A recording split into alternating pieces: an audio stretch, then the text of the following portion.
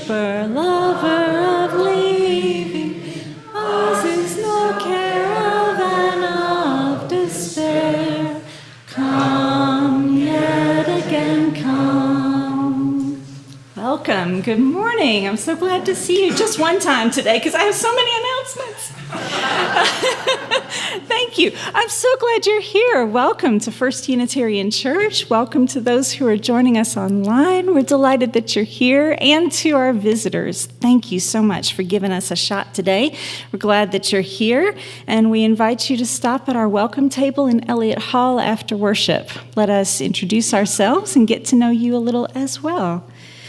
So, how about those announcements? Let's get into it. As we begin our church year, there's lots of things to mark your calendars for and register for, starting with small group ministry. If you are interested in being part of our small groups this year, no matter how many years you have been in it, even if you've been in it since the 12th grade, we want you to register, and that way we know how big to make our groups.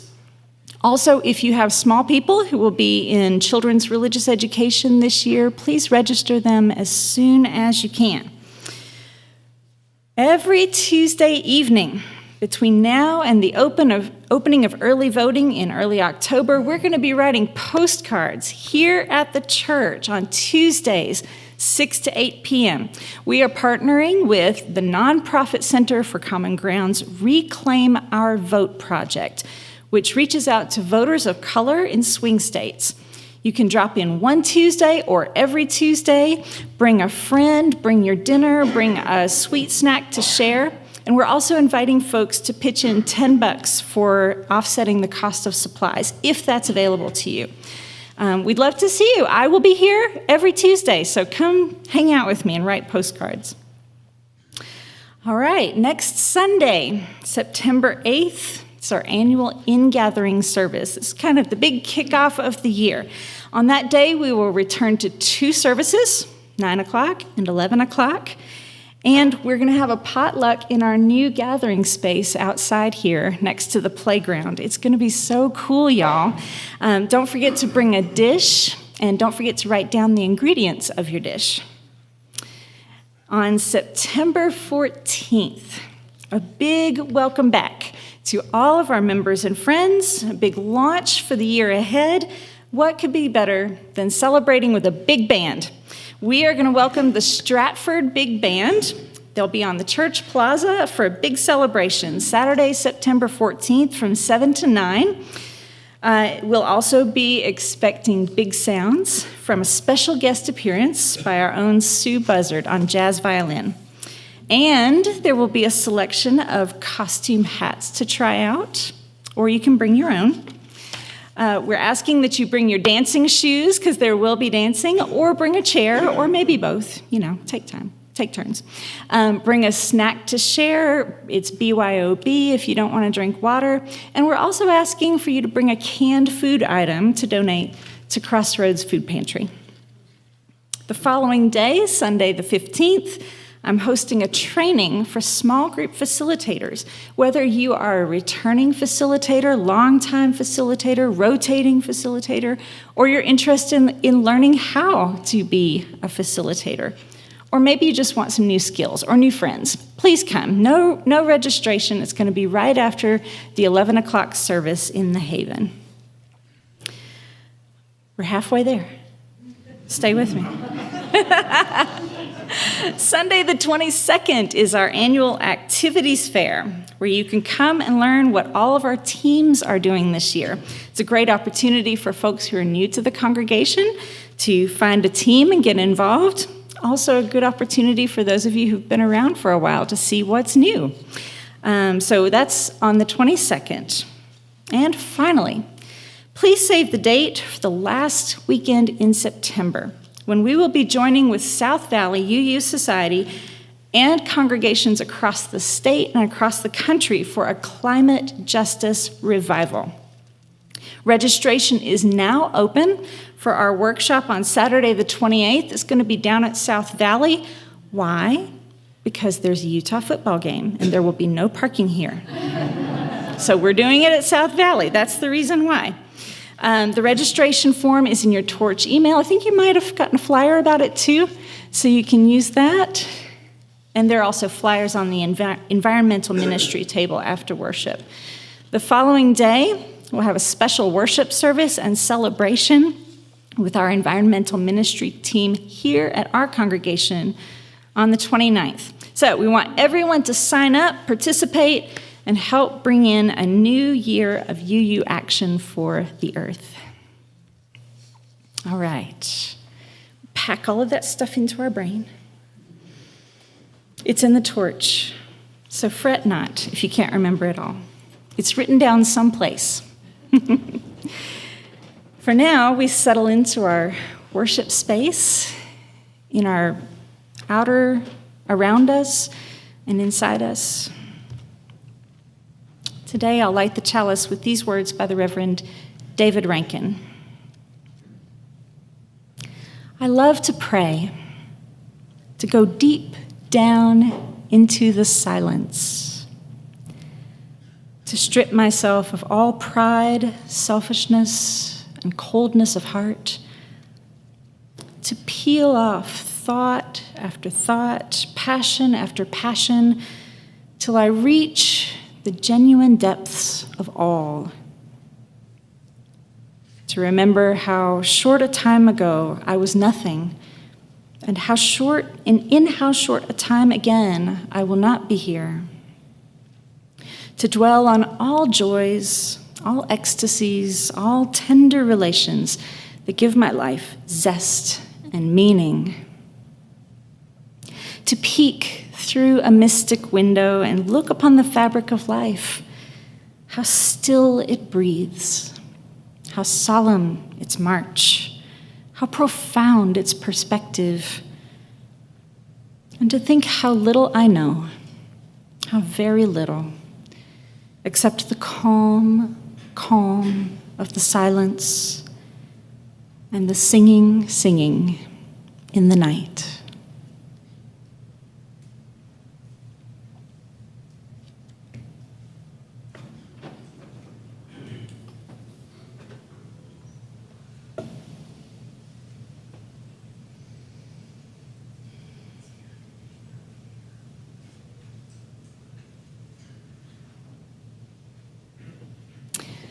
I invite you to rise with me and let's sing together our opening hymn, Be Thou My Vision.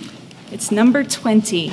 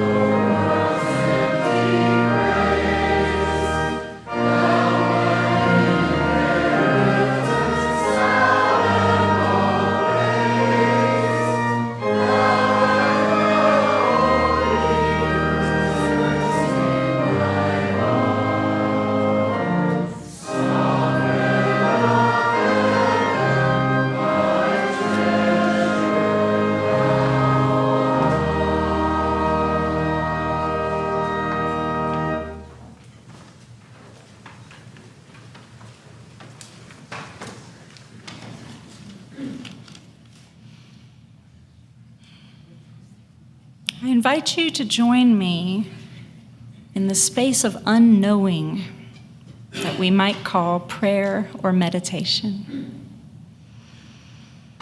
Letting go of what we know for sure. Opening up to what else is possible. Creating space within ourselves and among us for new wisdom to emerge.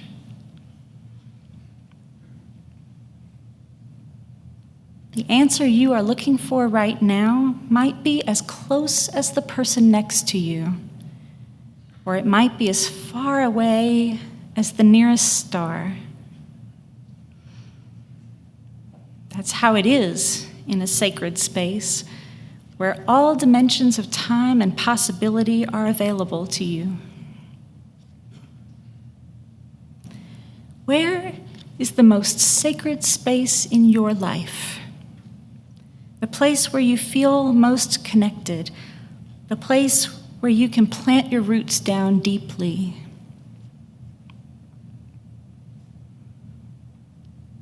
Do you have to travel to get there?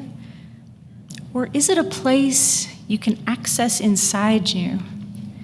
Maybe a place you can go in your imagination, or a place you can recall from a photograph or a memento. Can you call it to mind now?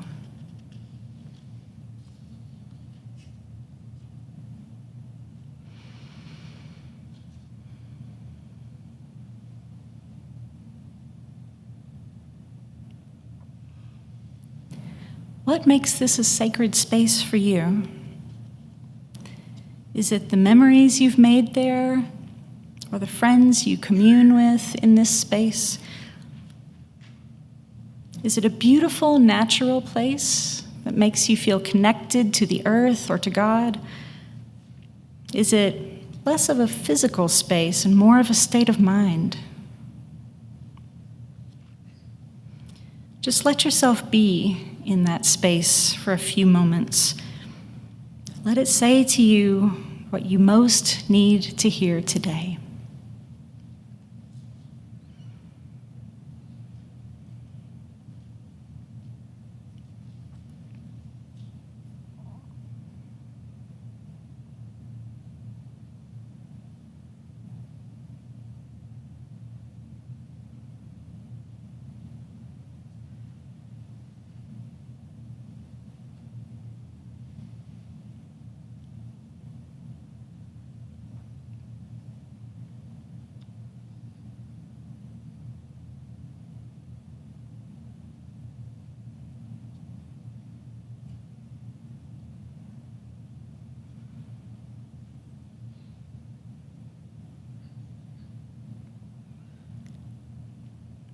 Breathe a breath of gratitude to your place.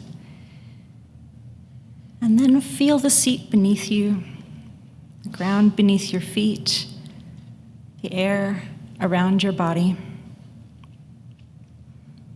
As we return to this space, we hold on to the feeling of our sacred spaces, feeling time and space collapse as that place becomes this place.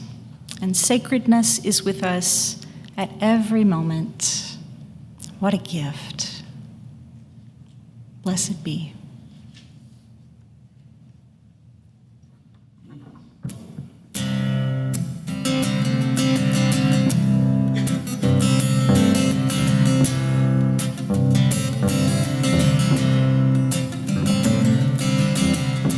We were born for the wind, also younger than the sun, and a bunny boat was won as we sailed into the mystic.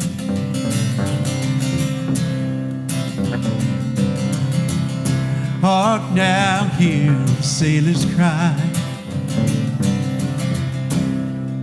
smell the sea and feel the sky, and together we will fly into the mystic.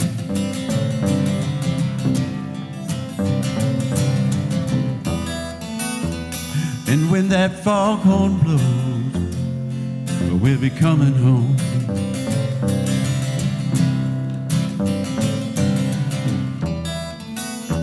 When that foghorn blows, we're gonna hear it. I don't have to fear it, 'cause I wanna rock your gypsy soul, just like way back in the days of old. And together we will flow into the mystic.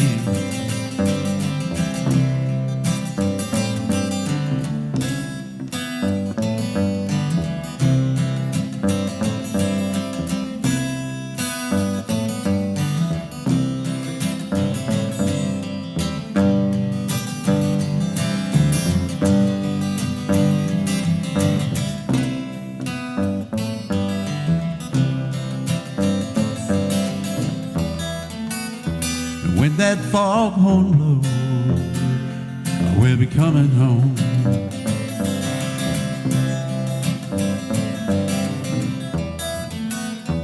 When that foghorn blows, I wanna hear it. I don't have to fear it, 'cause I wanna rock your gypsy soul, just like way back in the days of old. And together we will float into the mystic.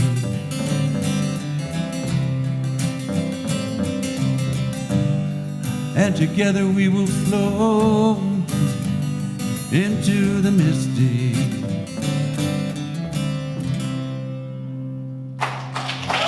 Thank you.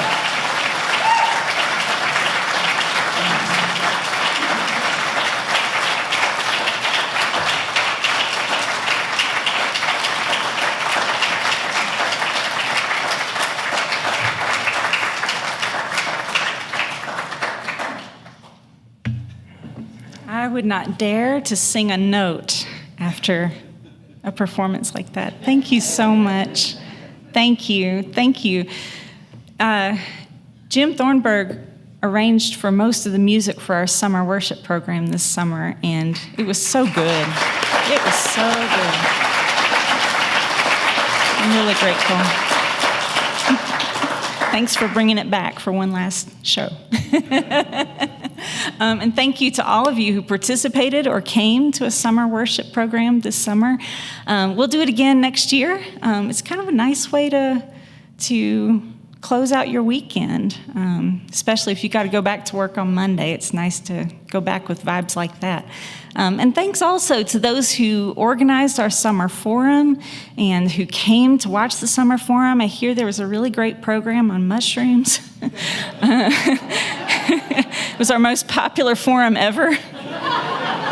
Yeah, no kidding. So there's always something interesting happening here, and I'm just grateful for all of you who make it happen. And I'm preemptively grateful for what we're going to do this year together. At this time, we'll gratefully accept our offering that goes to support the work of our church, so please give generously. You can also use the QR code in the seat back in front of you and take some time to greet one another.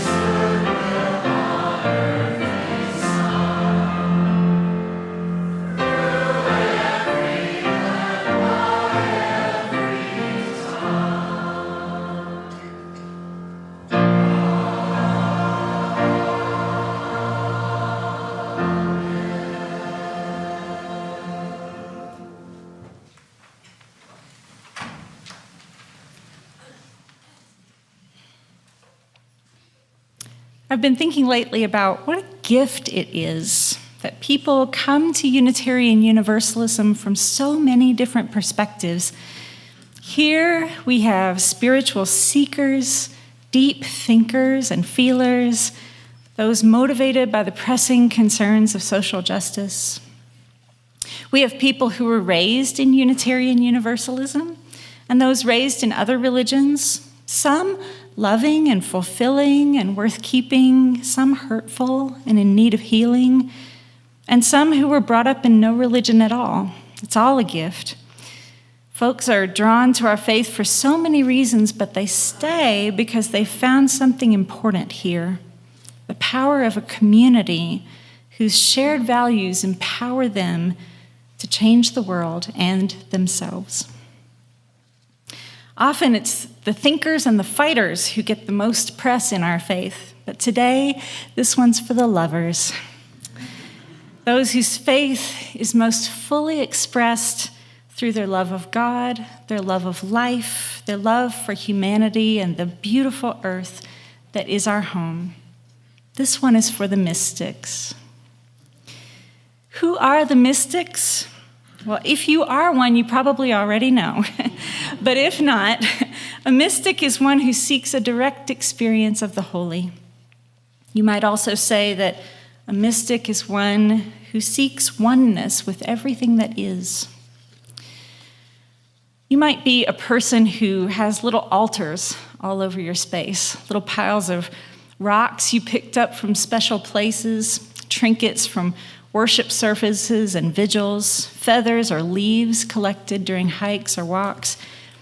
You might feel your day can't get off to a good start without quiet time in the morning for prayer, meditation, stretching, journaling, drawing a tarot card, or reading something contemplative. Mystics like you pay attention to the in-between times, the transitions in the day or in the season, and you're drawn to silence and stillness. You're not only comfortable with God language, you're on a quest to see how many different names for God there might be. You're often gazing out the window or off into space, and if you've ever said that you feel like you get closer to God on a mountain or on a beach than you'll ever get in a church building, you just might be a mystic. Modern mystics are often drawn to Unitarian Universalism because of our openness to multiple ways of expressing existential truth, to the idea that there are many ways to climb the mountain, so to speak. Perhaps also, mystics are drawn by our openness to the question of whether there is a God, because one thing the mystic knows deep down in their soul is that any definition of God, no matter how expansive, limits God and puts God in a box. And the God of the mystic is unfathomable, unknowable, undefinable, which is exactly what's so alluring about that God. I suspect that mystics are also drawn to our communities because the spiritual journey of a mystic is a lonely one. Mystics often prefer solitude, where they can more clearly hear the voice that is calling them. But it's also true that our society does not support mysticism. The Enlightenment taught Westerners that the only information that is valuable is that which can be replicated by science.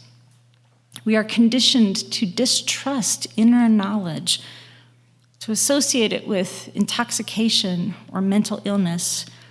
And so the mystic seeks for other people who might understand the pull of the irresistible force that draws them. Organized religion, too, has never supported mystics. The great observer of religion, Huston Smith, once retold a fable he'd heard about organized religion.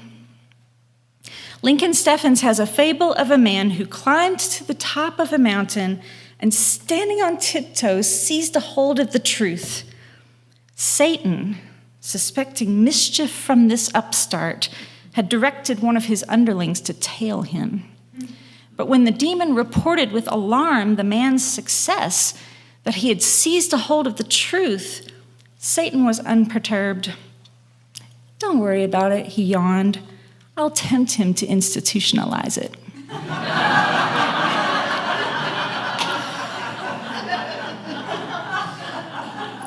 Well, obviously, I'm no opponent of organized religion, speaking as an employee of one, well, maybe a semi-organized religion.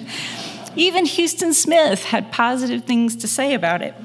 But organized religion provides comfort to the afflicted and a voice of moral certitude to a society full of injustice. That's its role.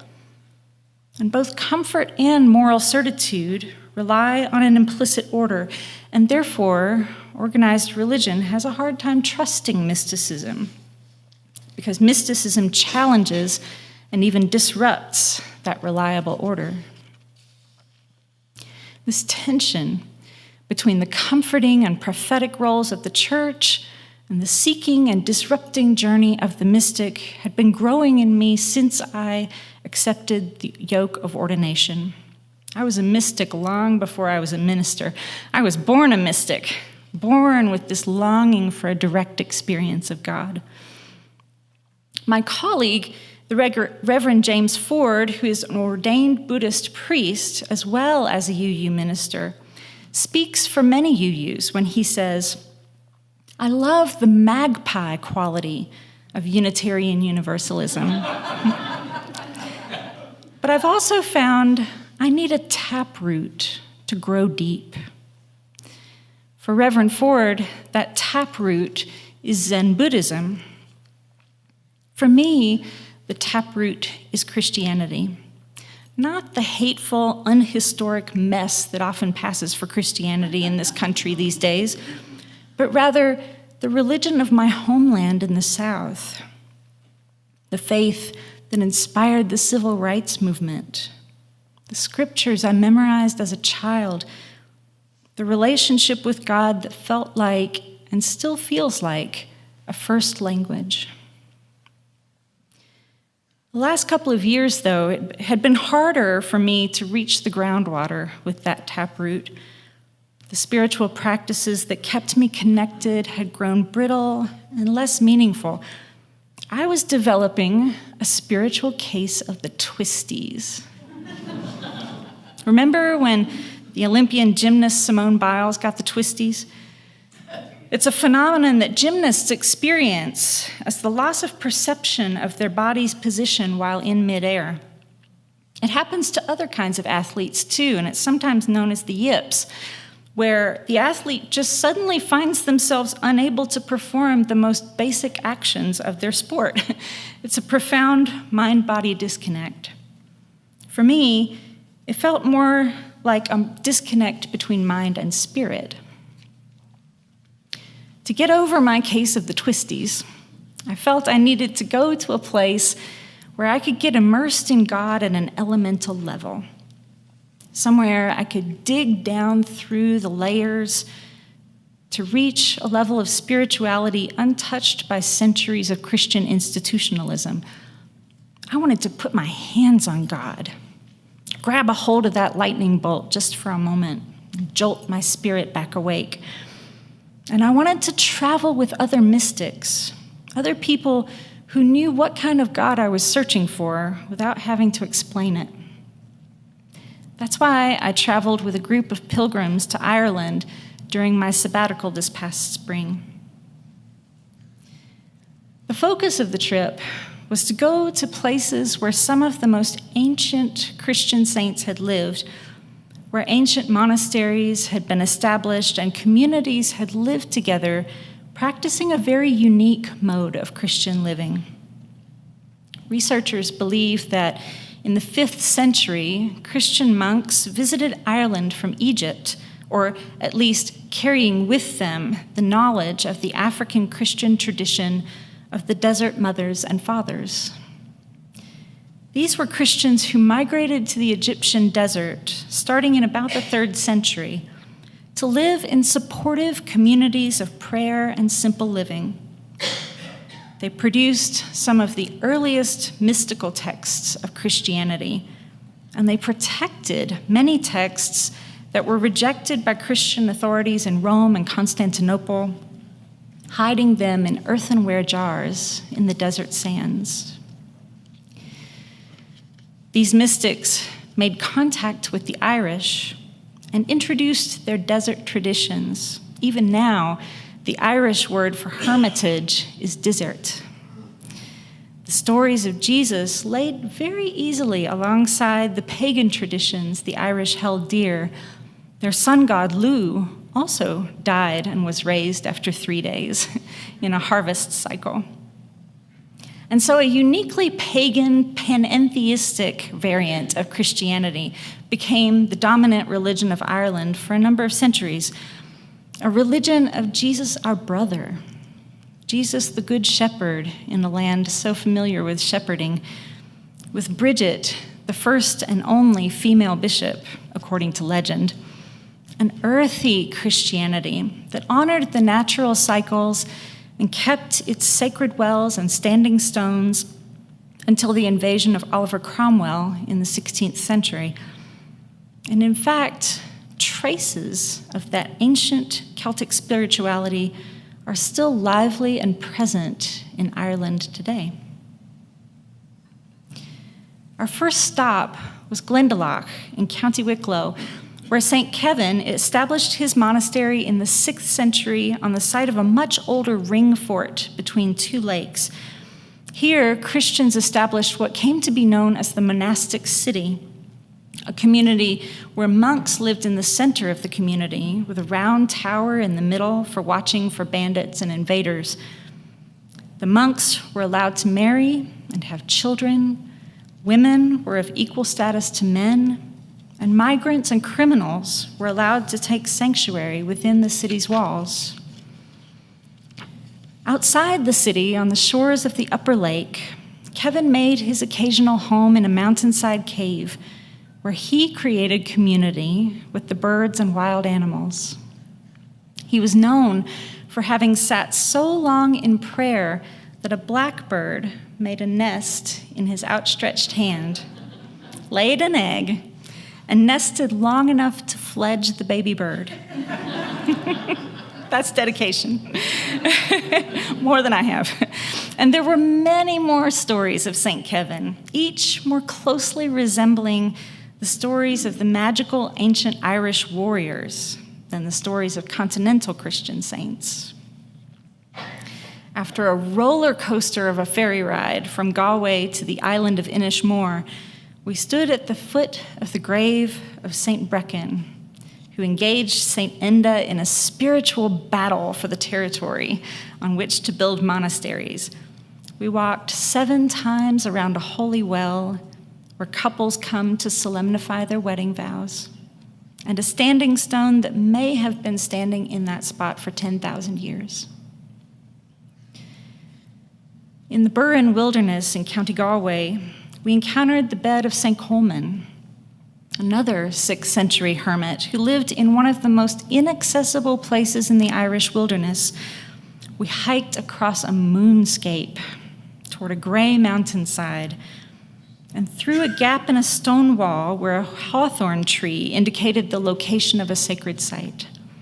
We pushed aside the branches over a well-trod dirt path, and suddenly the whole place burst into green, an oasis growing around a crumbling stone church, and a spring, a holy well, bubbling up from patches of wild garlic and nettles. What had seemed like an empty wilderness suddenly felt like a lush, fertile home that could sustain a pilgrim for a lifetime. I knelt in the mud, and I put my hands into the waters where thousands of years of humans had sought to connect with the mother in the earth. And that's the place where I felt the jolt. That's the place where I grabbed the lightning. What I've come back with is a renewed sense of being part of something very old that nevertheless always has something new to reveal about the world and the way things are. a renewed sense that every place is sacred, even the most ordinary of places. I'm reminded that there are other mystics in this world. Not everyone is one, but they are not that uncommon, really. And there is a path for the mystic and a purpose and a role to play in society, even now. The mystics among us are the ones who can serve society by reminding others that there is a universal reality that exceeds the bounds of what our five senses can apprehend, beyond the limits of science and reason and tradition, that there is nothing supernatural. Nothing supernatural can exist. Yet there is so much that we still don't understand, yet need not fear. Mystics have a role to play in the world threatened by climate change, by reminding society that the earth is not a belonging or a resource, but our home and a sacred entity all its own. If this is you, if you are a dreamer gazing out the window or off into the stars, if you are a seeker who can never get enough awe or wonder to satisfy you, I urge you to take gentle care of your mystic self. Pay close attention to the ground beneath you and never let anything uproot you. Nurture the practices that give you the strength to repeat what your inner voice is telling you. Once in a while, make time to get far away and find the holy well and put your hands into that ancient water. And if our church can do more to support your journey, let us know. Our world needs your wisdom. People need to be reminded of the sacredness of every living thing and the sacredness of themselves. We need to be reminded, as the old saying goes, that we are not human doings, but human beings. And the Unitarian Universalism needs your wisdom too, as we work together to create new ways of being religious and spiritual together. May it be so.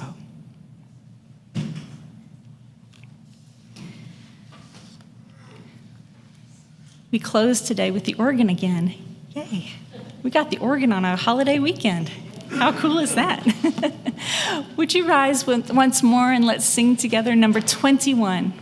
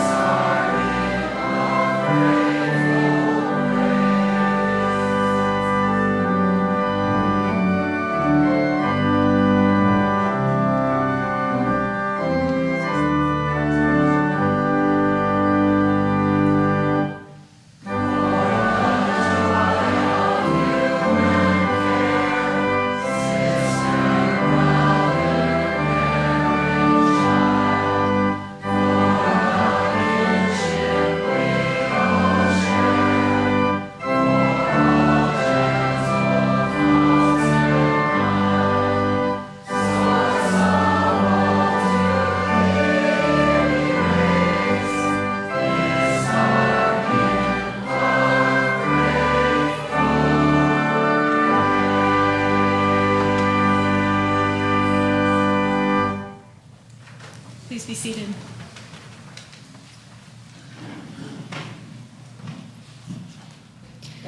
Our closing words today are maybe the best advice for mystics that I've ever read. They're by Walt Whitman. This is what you shall do. Love the earth and sun and the animals. Despise riches. Give alms to everyone that asks. Devote your income and labor to others. Hate tyrants. Argue not concerning God. Have patience and indulgence toward the people. Take off your hat to nothing known or unknown, or to any man or number of men. Go freely with powerful, uneducated persons, and with the young, and with the mothers of families. Re-examine all you have been told in school or church or in any book, and dismiss whatever insults your own soul. And your very flesh shall be a great poem and have the richest fluency, not only in its words, but in the silent lines of its lips and face, and between the lashes of your eyes, and in every motion and joint of your body.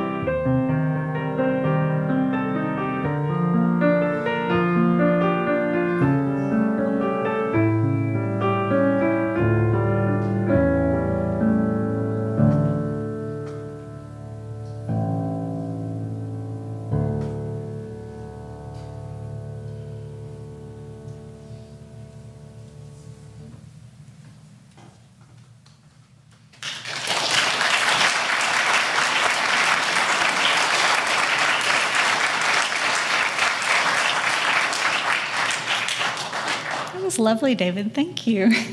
I like that. Thanks again to Jim and Tom. Thanks to Tristan. Yes, thank you. Thank you to all our volunteers who make Sunday happen each week. And thanks to you for being here. I hope the rest of your Labor Day weekend is relaxing, that you don't labor too much. Take a day off, for goodness sakes. But please stay for some coffee now.